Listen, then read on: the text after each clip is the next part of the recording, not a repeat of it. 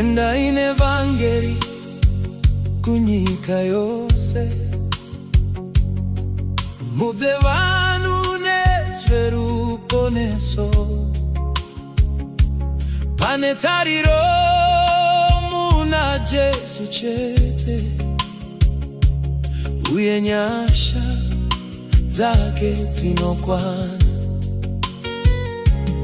Enda ine vangeri musaja, Ishe vachafamba nemi, vachakupai mashoko ekutaura,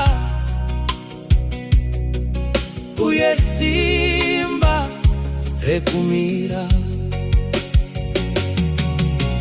Kubva kumusha kusvika kure, shoko raMwari ngaripararire. Ngavanzwe vose chokwadi chekuti Jesu ndiye nzira. Endai nevangeri, shoko raMwari ngaripararire.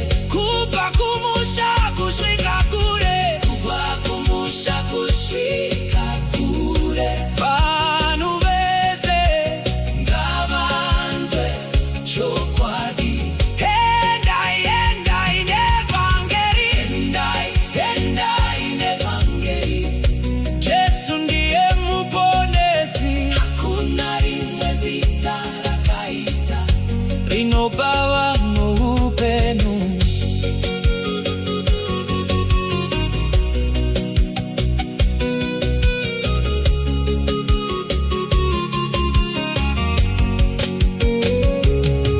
Takamudzwa kuti tishande,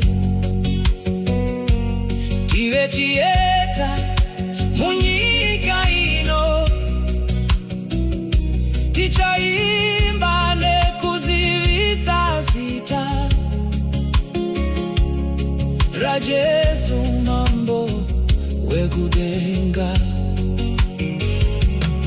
Kana nzira ikaoma, musadzokera shure, Ishe vachakusimbisai, vachakutungamirai mberi. Pane mweya mizhinji iri kurasika, inoda kunzwa mashoko akanaka. Takamudzwa kuti tivatsvake, tivaratidze nzira yaMwari. Endai nevangeri, shoko raMwari ngaripararire. Kubva kumusha kusvika kure, vanhu vese ngavanzwe chokwadi. Endai nevangeri, Jesu ndiye muponesi, hakuna rimwe zita rakaita, rinopa vanhu upenyu.